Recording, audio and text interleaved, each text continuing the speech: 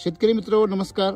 मी राम मुखेकर आणि हा माझ्या शेतामधील आंब्याचं जे बगीचा आहे याला जवळपास आता 1 वर्ष होत आलेलं आहे. या ठिकाणी आपण जर बघितलं काही झाडं खूप सुंदर डेव्हलप झालेली, परंतु जी काही झाडं आहे ती अशा प्रकारे कोमजली आहे. तर ज्यावेळेस त्याचं कारण आम्ही शोधलं तर इथं काय चूक झाली काय वाटतं तुम्हाला?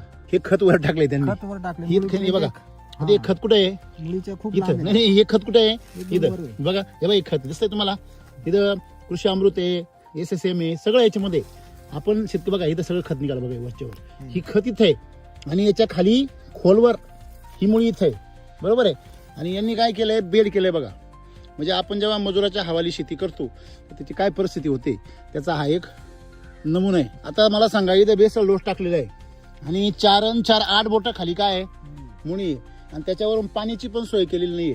त्याच्या अपेक्षा आहे की गहू आहे, ह्या गव्हाची गारवा खालून मिळाला, पण खत तुमचं वर राहिलं नाही इथं, बरोबर आहे की नाही. म्हणून आता हे जे झाडं जे सुकलेले आहेत याच्यामध्ये टेक्नॉलॉजीचा काही संबंध नाहीये, व्यवस्थापनामधला दोष आहे हा, जो मजुरावर किंवा त्या वाटेकऱ्यावर अवलंबून राहिल्यामुळे ही परिस्थिती झालेली आहे. बघा, याला पांढऱ्या मुळे खाली जबरदस्त फुटलेले आहे, परंतु ह्या पांढऱ्या मुळे ज्या आहेत त्यांना अन्नच नाहीये, अन्न दूषित झालंय, पाणी पण नाही अन्न पण नाही, आणि म्हणून ही परिस्थिती आहे. म्हणून व्यवस्थापनाचा रोल किती महत्वाचा असतो हे राम सरांच्या घरीच लक्षात आलेलं आहे.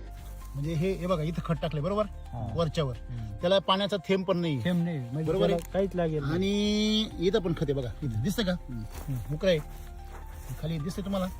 हे कृषी अमृत आणि SSM टाकले काही मध्ये मध्ये, अहो, त्याला पाणीच नाही ना, बरोबर काय आहे. करू राहिले? आणि झाड तुमचं सुकून गेलंय, म्हणजे खायला प्यायला असून सुद्धा मग राम सरांच्या घरचा प्लॉट का असा ना, तुम्ही जर व्यवस्थापन व्यवस्थित नाही केलं तर तुम्हाला त्याचा फटका बसणार आहे. झाड बघा सुकायला लागले बरोबर वरून.